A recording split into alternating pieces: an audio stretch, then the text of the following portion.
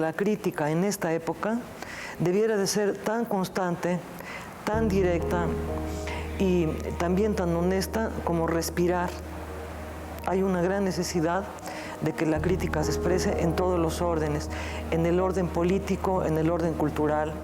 En ella no es nada inventado. Cuando te habla de algún tema es porque lo conoce a fondo. La pintura es su pasión, los pintores son su pasión, los artistas. Crítica de arte cotidiana, de estar al día haciendo la crónica y la crítica de las exposiciones. Extraordinaria maestra, su clase de historia del arte pues es sumamente apreciada. Investigadora, una maestra, una doctora de la historia del arte en México.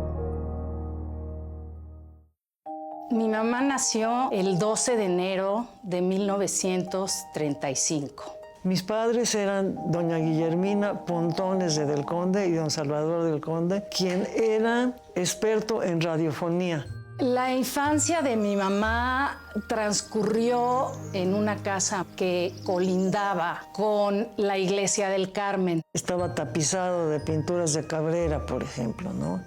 Entonces mi contacto con obras de arte fue temprano. A los 2 años prácticamente ya sabía leer. Y entonces me mandaron a la escuela muy pronto. Y entonces todos mis estudios fueron como adelantados para la edad que tenía.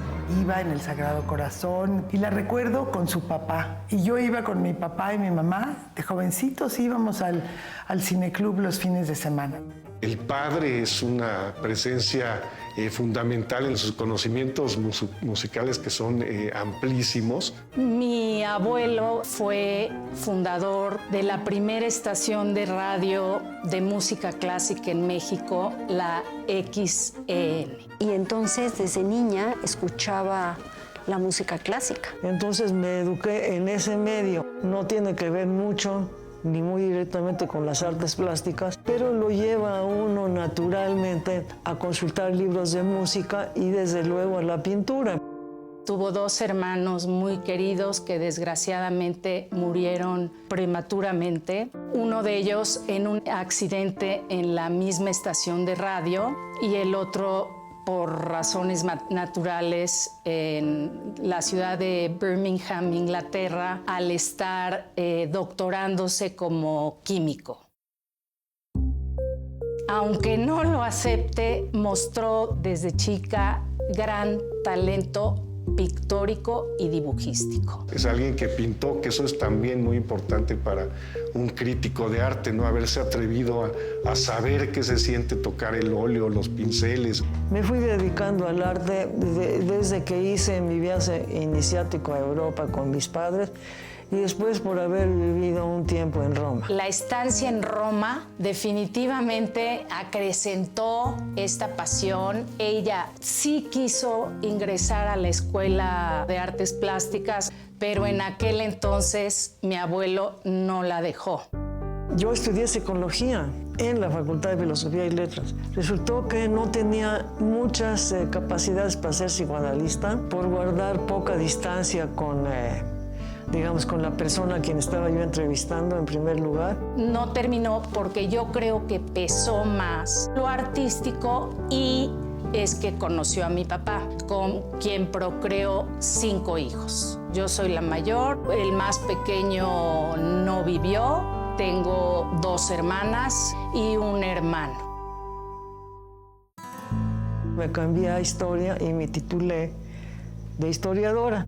Su tesis de licenciatura fue un trabajo muy exhaustivo que hizo sobre el grabador Julio Ruelas. Un pintor y dibujante y grabador sumamente interesante de finales del siglo XIX, principios del XX en México. Me parece un estudio muy profundo, muy comprensivo. Fue un rescate historiográfico que ella contribuyó a hacer. Es de los libros más citados, la historiografía mexicana. Esa era su meta en realidad, estudiar historia del arte. Y lo que se vino para la tesis de maestría fue sobre el pintor Enrique Echeverría, Fue, yo creo que el primer libro interesante sobre la ruptura. La generación de ruptura, que se llama generación de ruptura, porque es la que se apartó de las propuestas de la Escuela Mexicana de Pintura, Felgueres, Vicente Rojo, Lilia Carrillo. No solo habla del pintor, de la obra del pintor, sino de la personalidad, y lo toma como eje para describir toda la época de los 50 en México. Y a pesar de no conocerlo, a través de la obra lo definió. Y ya posteriormente hizo la conexión entre Freud y la estética. Yo estudié psicología, leí todo Freud, y el libro que se llama Un recuerdo infantil de Leonardo me sirvió en parte para mi tesis. En las ideas estéticas de Freud acaba con una crítica a Toledo que es excelente. Y por supuesto, a lo largo del libro, pues trata los casos que le importaron a Freud, como Leonardo da Vinci, por ejemplo. La doctora tiene un conocimiento universal que está plantada en la historia del arte, por un lado, y en el otro, por la psicología, bueno, sin duda alguna. Entonces ahí va a aplicar toda esta parte del pensamiento humano. La fue permitiendo también hilvanar sus intereses por el arte con las circunstancias psicológicas. Es natural que alguien que haya estudiado a profundidad psicología, psicoanálisis, de pronto se interese como objetos de estudio, digamos, a artistas que han profundizado en la expresión personal, sacando a relucir, pues digamos, tanto la parte sana como toda la parte, pues todas las partes oscuras.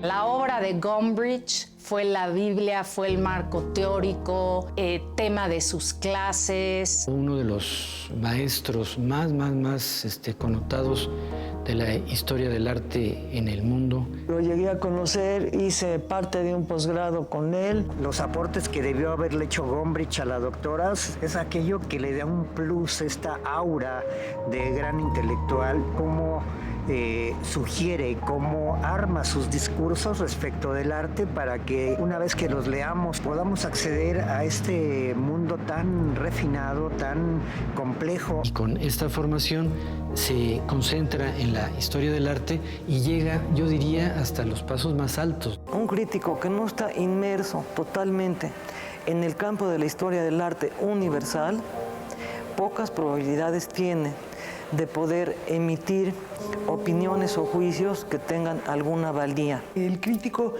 es un enlace entre el público y el fenómeno artístico. Es como un socio, en que entre el crítico, socio y uno tratan como de comunicarse con la gente, porque la pintura pues no tiene palabra.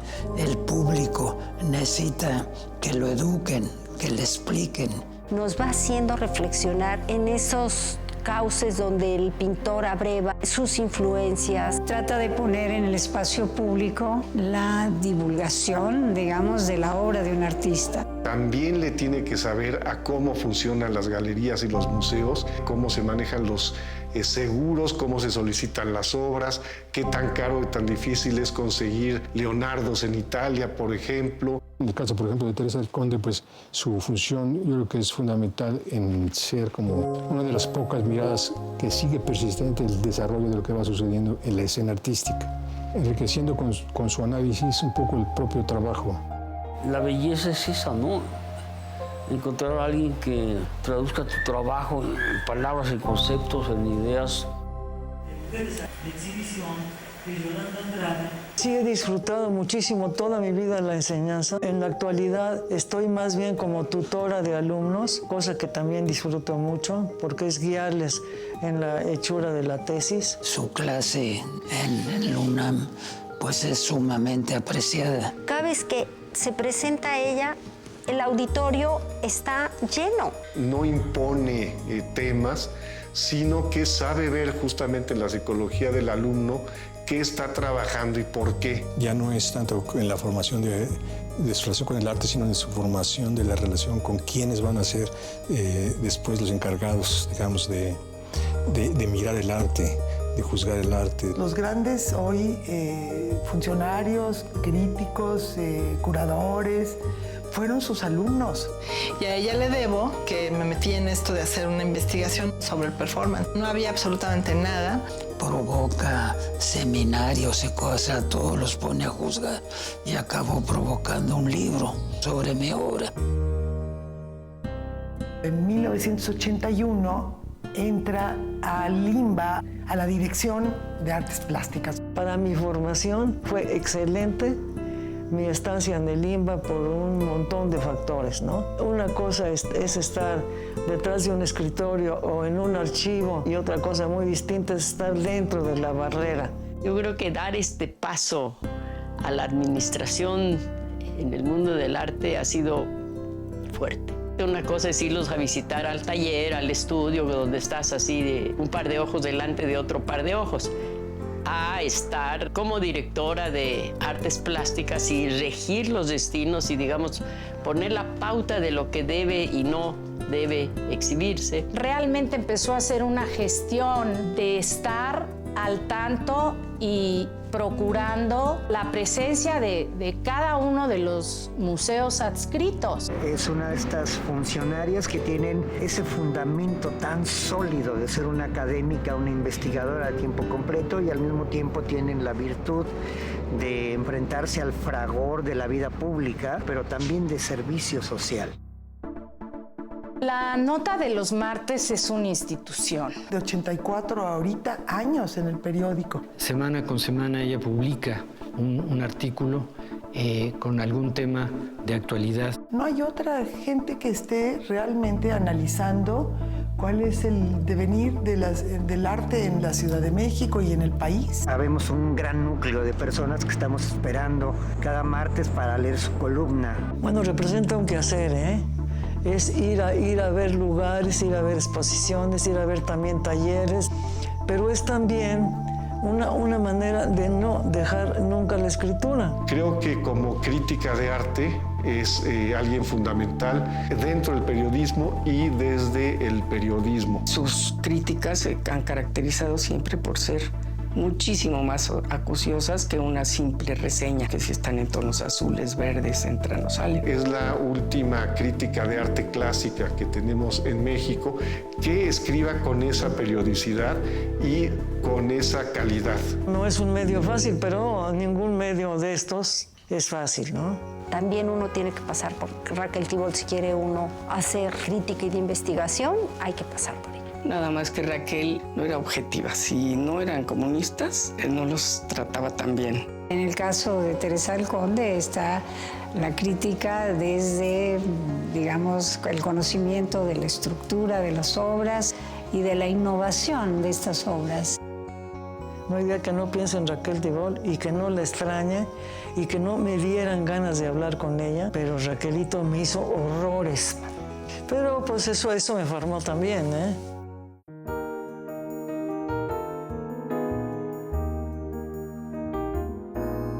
Manrique fue mi maestro en la Facultad de Filosofía y Letras. Mucho de lo que se refiere al arte mexicano, pues se lo debo al maestro Manrique. Fue la primera persona que me hizo publicar mis escritos. Es una gente hermosa, formidable, le quería mucho. Es una valiosa para muchas cosas. Y además, por finalmente, pues somos hermanos, pero además como amigos, somos buenos amigos también. Se volvió una amistad muy importante, un intercambio casi cotidiano de puntos de vista, de ideas. Con quien he escrito algunos libros de la mayor importancia en el escenario mexicano y yo diría que latinoamericano y más allá. Las entrevistas que tuvieron con Inés Amor es un libro ejemplar que bueno que usted lo toca. Es el testimonio de una vida, de una galerista histórica importante. Inés Amor no quiso a otra gente de guionista o de director que no fuera Manrique, y Manrique no quiso a otra persona de ayudante ahora sí que de escribiente, que no fuera yo, ¿no? Decía que era peor que psicoanálisis las preguntas y tan interesantes que le hacían tanto Tere como Jorge Alberto. Y luego las cartas absurdas fue idea mía. Estábamos sentados en una fiesta, ¿no? Y entonces al rato ya teníamos una especie como de público alrededor. Y entonces le dije, no, pues esto no es justo, ¿no? Venir a una fiesta, ya estamos usted y yo, hablé y hable. Así que vámonos escribiendo unas cartas. Entonces se llaman cartas absurdas porque Manrique vive en Coyoacán, yo aquí. Y cartas iban y venían, iban y venían. Es un librito delicioso, cómo discutían de sus problemas artísticos. Dice uno cosas que no las dice en una conferencia, que no las dice en un ensayo de periódico, que no las dice en una nota de revista. Yo creo que este par de señores han hecho la base del conocimiento de las artes visuales, digamos, de la segunda mitad del siglo XX a lo que llevamos.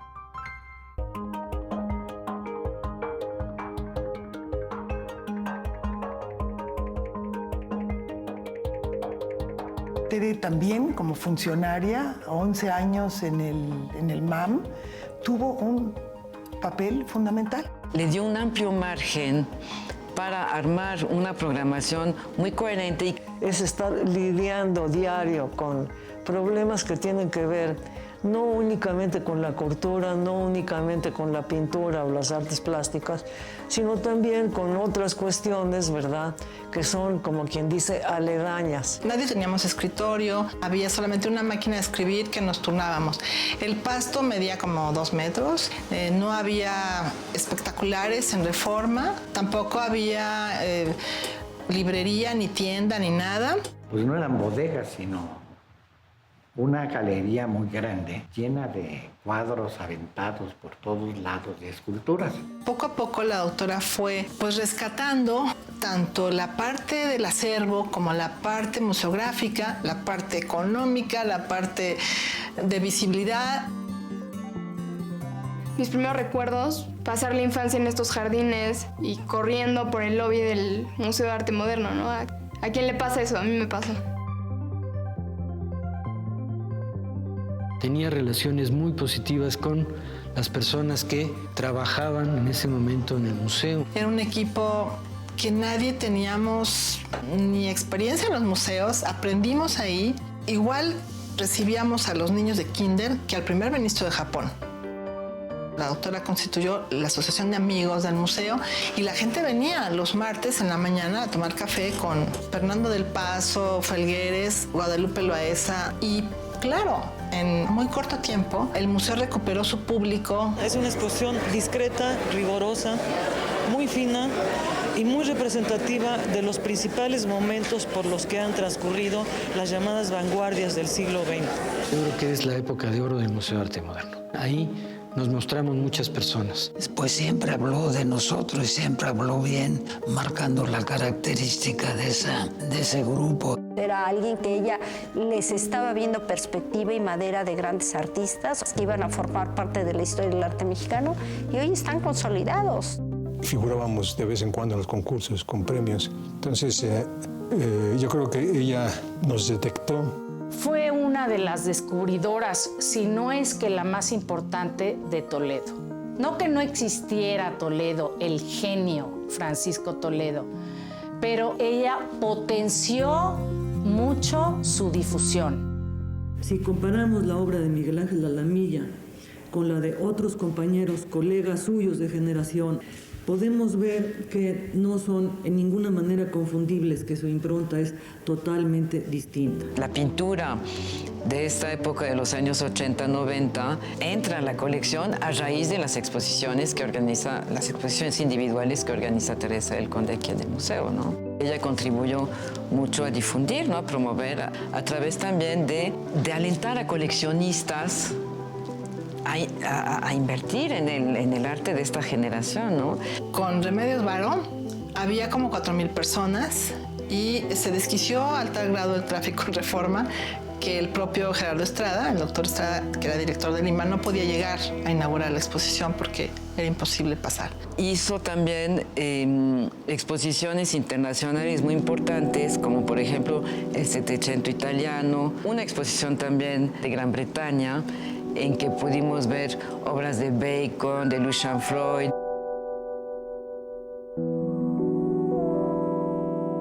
Es esa exposición de Benetton, ¿no? de las publicidades de Benetton por Oliverio Toscani, fue un gran escándalo. Ver, bueno, fotografías de un cura besando a una monja, de un agonizante de SIDA, fotografías de condones de todos los colores, todos los tamaños. Eso contribuyó un poquito a desempolvar esos tabús de la sexualidad misma en México, ¿no? Muestra una gran osadía por parte de Teresa. Creo que sentó una base muy importante como directora, o sea, como administradora, como persona que se rodea de la gente que se debe de rodear para hacer este trabajo que no ha sido fácil en México, ¿no? Yo lo veo posmoderno, lo veo que es un realista introspectivo, veo sus fuentes muy claras, ¿no? Mi madre, sin duda, es una viajera de suma introspección, excéntrica, un gran sentido del humor. Todo lo que ella es incluye y abraza al ámbito familiar. Algo de verse congratulado en el mundo laboral, en el mundo profesional, es tener enfrente a su familia. ¿Cómo combinó ser madre de tantos hijos y tan erudita y todo esto? Si no estaba leyendo, estaba escribiendo, le paseábamos enfrente y hacíamos toda clase de travesuras. Levantó a sus hijos y ahora está hasta con sus nietos. Me ha gustado mucho ser abuela.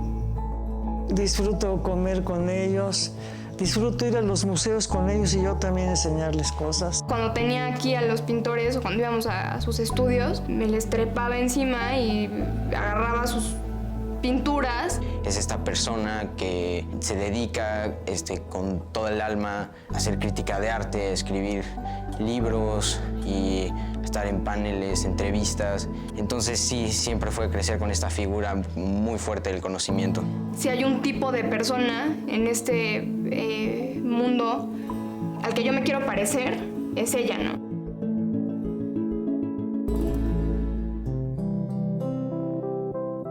Ha sido una gente sumamente productiva para la comunidad, porque ha dejado legado.